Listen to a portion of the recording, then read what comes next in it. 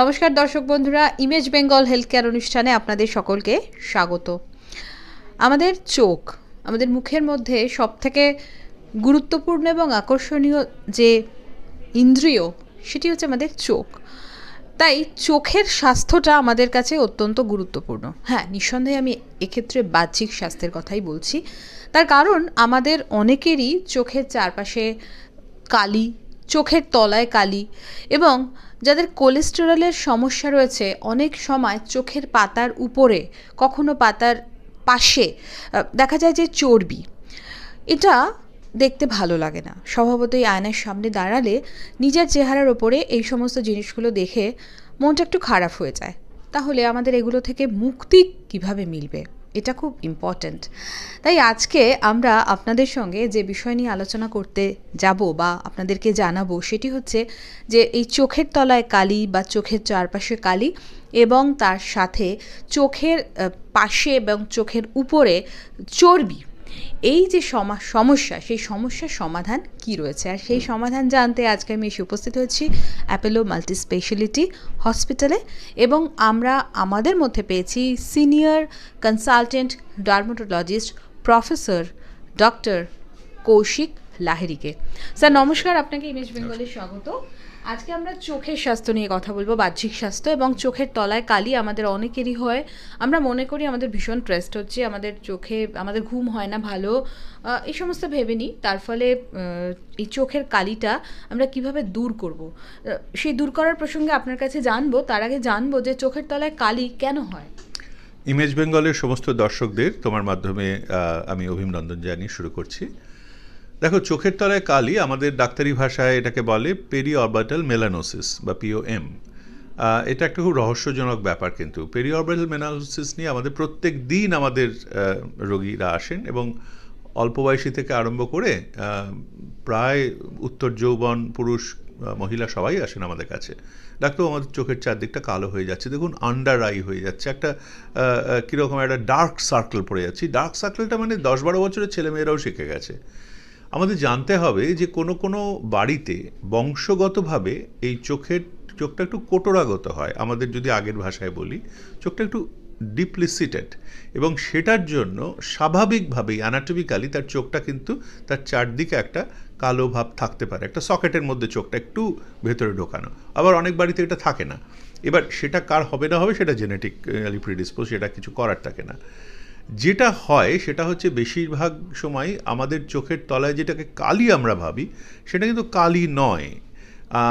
যারা দেখছেন এই মুহূর্তে এটা ইউটিউবে, তাদের একটা জিনিস বলি, নিজের চোখের তলায় যে কালো অংশটা সেটা একটু স্ট্রেচ করে দেখুন তো চশমা আয়নার সামনে, দেখতে পাবেন তখন আর এই কালি দাগটা নেই। তার কারণ হচ্ছে ওটা কালো নয়, ওখানে খুব ছোট ছোট কতগুলো ফাইন রিঙ্কল, আমাদের যেগুলো রিঙ্কল থাকে সেই দাগটা পাশাপাশি থেকে একটা ভেলভেটি চেহারা না, একটু স্ট্রেচ করলে ওটা আর থাকে না।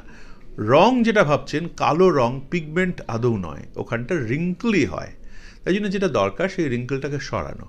এই রিঙ্কলটা সরানো অত সহজ নয়। চোখের তলায় কালো রং ভেবে সেখানে লোকে নানা রকম স্টেরয়েড, নানা রকমের ওই মানে ডিপিগমেন্টিং ক্রিম টিম লাগান, এবং চোখের ওই জায়গাটা সর্বনাশ করে আমাদের কাছে আসে না। চোখের চারপাশে কিন্তু শক্তিশালী স্টেরয়েড আরোই লাগানো উচিত না, তখন চোখে গ্লকোমাও হতে পারে। তাই জন্য একটু সাবধান।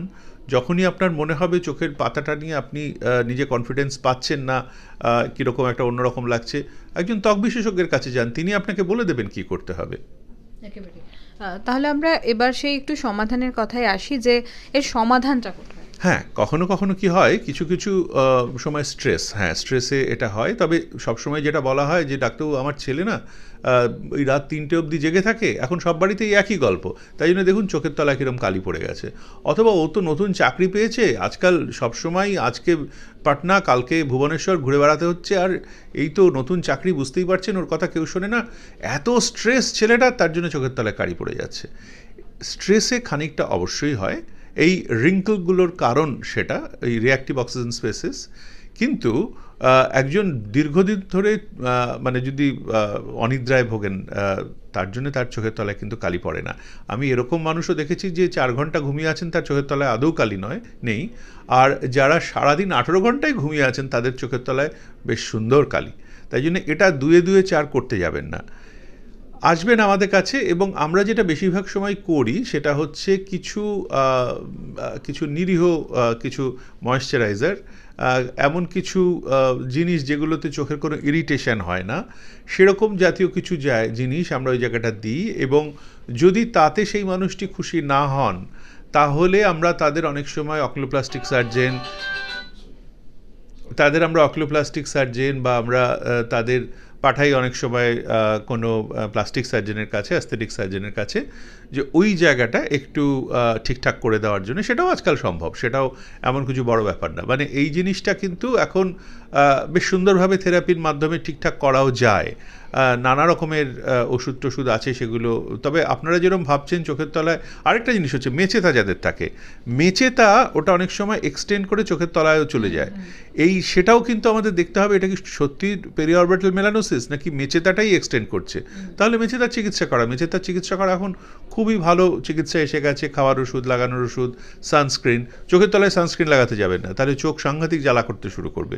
ডাক্তারবাবুর কাছে যান, তিনি আপনাকে ঠিকঠাকভাবে এটা পরিচালনা করতে পারবেন। আরেকটা বিষয় স্যার, যাদের এই চোখের তলায় কালি রয়েছে তারা এটা দূর করার জন্য অনেক সময় পার্লারে যায়, এবং পার্লারে গিয়ে তারা তাদেরকে হয়তো ব্লিচ ক্রিম অ্যাপ্লাই করা হয়, এবং সেটা দেখা যায় যে অনেক ক্ষেত্রে কিন্তু চোখের একদম মানে নিরীহ যে জায়গাটা সেখানেও হয়তো সেটা দেওয়া হচ্ছে। এটা আগামী দিনে কতটা মারাত্মক হতে পারে স্যার? না, আমরা খুব ভালো প্রশ্ন এটা আমরা দেখি যে অল্প বয়সী ছেলে বা মেয়ে তার দরকার ছিল না কিন্তু ওইটার জন্য একটা ব্লিচ করা, এবং ব্লিচ করে হঠাৎ তার সেই জায়গাটা সাদা হয়ে গেল, একটা সেতির মতো একটা জিনিস শুরু হয়ে গেল। তখন তারা আতঙ্কিত হয়ে আমাদের কাছে আসলেন যে ওই যে কালো একটা দাগ, সাধারণ ব্যাপার, সেটা কোনো ডাক্তারের কাছে না গিয়ে পার্লারে গিয়ে একটা ব্লিচ করে, একটা কেমিক্যাল ব্লিচ করে জায়গাটার মেলানিন উঠিয়ে দিয়ে পুরো সাদা করে আমাদের কাছে আসা। এটাও হয় একটা কোনো অ্যালার্জিক কন্ট্যাক্ট ডার্মাটাইটিস হলো, কোনো একটা ওই কেমিক্যাল যেগুলো তারা জানেনই না যে তারা কি করছেন, তার থেকে একটা রিয়াকশান হয়ে তার থেকে হাইপোপিগমেন্টেশন হয়, এমনকি ডিপিগমেন্টেশন হয়, পুরো সাদা হয়ে গেল চোখের চারদিকটা, আমাদের কাছে আসেন। তাই জন্য আগে থেকেই বলবো এগুলো করতে যাবেন না, এগুলো ঠিকঠাক পদ্ধতি নয়। একজন ত্বক বিশেষজ্ঞই আপনাকে সাহায্য করতে পারেন এই ব্যাপারে। পাশাপাশি আরেকটা বিষয় যে চোখের উপরে চর্বি, যাদের কোলেস্টেরলের সমস্যা রয়েছে তাদের দেখা যায় যে চোখের উপরে চর্বি হয়, এবং সেটা মানে চোখের যে চামড়ার রং, সেই চামড়ার রঙের থেকে কিন্তু একটু আলাদা। এটা খুব অস্বস্তিকর। চোখের ওপর চর্বিটা সবসময় কোলেস্টেরল জনিত নয়, এটা প্রথমেই বলে দিই। 50 থেকে 60%, এমনকি 70% মানুষের এই যে চোখের ওপর চর্বি, যেটা আমাদের ডাক্তারি পরিভাষায় জ্যান্থেলিজমা প্যালপেব্রাম, এটা কিন্তু দেখা যায় তাদের অ্যাবসলিউটলি নর্মাল কোলেস্টেরল এবং ট্রাইগ্লিসারাইড।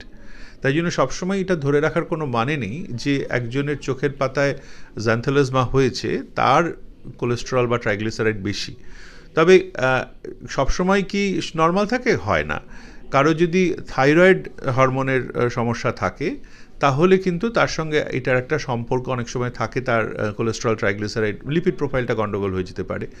আমরা ইনার ক্যান্থাস, আউটার ক্যান্থাস বলি চোখের। এই আউটার ক্যান্থাসে যদি দুদিকেই বাইল্যাটারালি সিমেট্রিক্যালি যদি জ্যান্থেলিজমাটা জমে, এই মানে আমাদের স্কিনের তলায়, এপিডার্মিসের তলায়, ডার্মিসে যদি ফ্যাট টিস্যুটা জমে, তখন কিন্তু আমরা মোটামুটি ধরে নিই যে তার সম্ভবত কোলেস্টেরল, ট্রাইগ্লিসারাইডটা একটু গন্ডগোল আছে। আমরা একটু দেখে নিতে বলি, ব্লাড সুগারটা আছে কিনা একটু দেখে নিতে বলি, থাইরয়েডটা আছে কিনা দেখে নিতে বলি। কিন্তু জাস্ট একটা চোখের পাতায় ওপরে একটা হয়ে আছে, তার জন্যেই তাকে একদম স্ট্যাম্প মেরে দেওয়া যে আপনার মশাই লিপিড প্রোফাইল গন্ডগোল আছে, আপনি এক্ষুনি চেক করুন, ব্যাপারটা অতটা মানে লিনিয়ার নয়, অতটা সরল রৈখিক নয়। আর এই জ্যান্থেলিজমা ঠিক করার উপায় অবশ্যই আছে। আমরা যখন ছাত্র ছিলাম 30 বছর আগে, তখন আমরা অ্যাসিড লাগাতাম, ট্রাইক্লোরোঅ্যাসিডিক অ্যাসিড। এখন সেটা মোটামুটি অবসলিউট হয়ে গেছে। এখন যেটা করা হয় সেটা রেডিও ফ্রিকোয়েন্সি ইলেকট্রোসার্জারি করে উপরে একটা অ্যানাস্থেটিক জেল লাগিয়ে খুব সুন্দরভাবে আমরা লোকাল অ্যানাস্থেশিয়া দিয়ে, মানুষটি বুঝতেও পারেন না, পেনলেস, ব্লাডলেস, সেটাকে মুছে দেওয়া হয়। অথবা যেটা অনেক সময় করা হয় সেটা হচ্ছে একটা সুন্দর ইনসিশন দিয়ে ওটাকে কেটে বার করে একটা স্টিচ দিয়ে দেওয়া। সেটা প্লাস্টিক সার্জনরাও করেন, অনেক অ্যাস্থেটিক সার্জনরাও করেন। এটা মানে যেটা আমি বলতে চাইছি সেটা হচ্ছে খুব সুন্দরভাবে চিকিৎসা করা যায়। তাই জন্য চোখের পাতায় জ্যান্থেলিজমা হলে সাথে সাথে আপনি বিশেষজ্ঞ চিকিৎসকের পরামর্শ নিন, এবং এটা কিন্তু সুন্দরভাবে চিকিৎসা করা যায়। স্যার আরেকটা ব্যাপার, চোখের তলায় কালি, সেই কালির যে চিকিৎসা আপনি বললেন যে আপনাদের কাছে আসার জন্য, তো এটারও কি এরকম কোনো প্লাস্টিক সার্জারির মতো কোনো উপায় রয়েছে? না, চোখের তলায় কালি কোনো প্লাস্টিক সার্জারি করে ঠিক করা যায় না, যদি না আমরা বুঝতে পারি যে তার কালিটা ওই রিঙ্কলের জন্য হয়েছে, তখন হয়তো ওই রিঙ্কল কারেক্ট করার জন্য একটা ছোট্ট সার্জারি সেটা করতে হতে পারে, থ্রেড লিফটিং করতে হতে পারে, বা সেটা কোনো অ্যাস্থেটিক সার্জন তারাই বলে দেবেন চোখের পাতার একটা খুব সামান্য কসমেটিক একটা চেঞ্জ করতে হয়।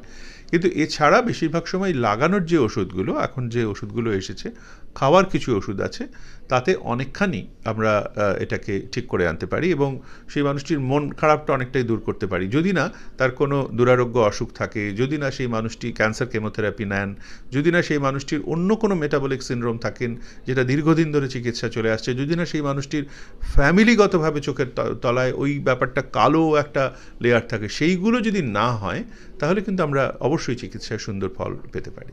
লাস্টলি ফুড হ্যাবিটস এবং লাইফস্টাইল, আপনি লাইফস্টাইলটা কিছুটা হলেও বললেন, তো এর সাথে চোখের কালি দূর করার কোনো রাস্তা রয়েছে? খুব আবার বলছি যে একেবারে সরাসরি ফুড হ্যাবিট ঠিক করে যদি আমি কালকে থেকেই একদম ফলাহারে চলে যাই, কালকে থেকেই রাত 10টায় ঘুমোই, সকাল 5টায় ঘুম থেকে উঠে নাম জপ করতে শুরু করি, তাহলে আমার চোখ ঠিক হয়ে যাবে, তা কিন্তু নয়। ব্যাপারটা হচ্ছে একটা সুষম খাদ্যাভ্যাস এবং সুন্দর একটা ব্যালেন্সড একটা লাইফ যদি লিড করা যায়, তাহলে শুধু ত্বক বা চোখের তলা এসব বলবো না, সব মিলিয়েই সুস্থ থাকা যায়। আর সুস্থ থাকা মানে তার প্রথম যে রিফ্লেকশন সেটা হবে কিন্তু আমাদের বৃহত্তম অঙ্গের ওপর, এবং বৃহত্তম অঙ্গ হচ্ছে আমাদের ত্বক। তাই জন্যে এই ত্বক তখনই সুস্থ থাকবে যখন আপনি সুস্থ থাকছেন।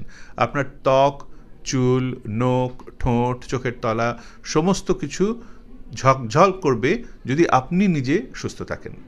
অনেক ধন্যবাদ স্যার। আমরা স্যারের কাছ থেকে চোখের তলার কালি এবং তার পাশাপাশি চোখের উপরে যে চর্বি, সেটার অনেকগুলো রাস্তা এবং সেই সমাধান জানলাম। তো আশা করি দর্শক বন্ধুরা নিজেরা নিজেদের মতো ট্রিটমেন্ট না করে অবশ্যই যদি আমরা একজন চিকিৎসকের কাছে যাই তাহলে আমরা সঠিক রাস্তা পাবো এবং সঠিক চিকিৎসাও করাতে পারবো। স্যারকে ধন্যবাদ আমাদের এই অনুষ্ঠানে আসার জন্য। সকলে সুস্থ থাকুন, ভালো থাকুন, নমস্কার।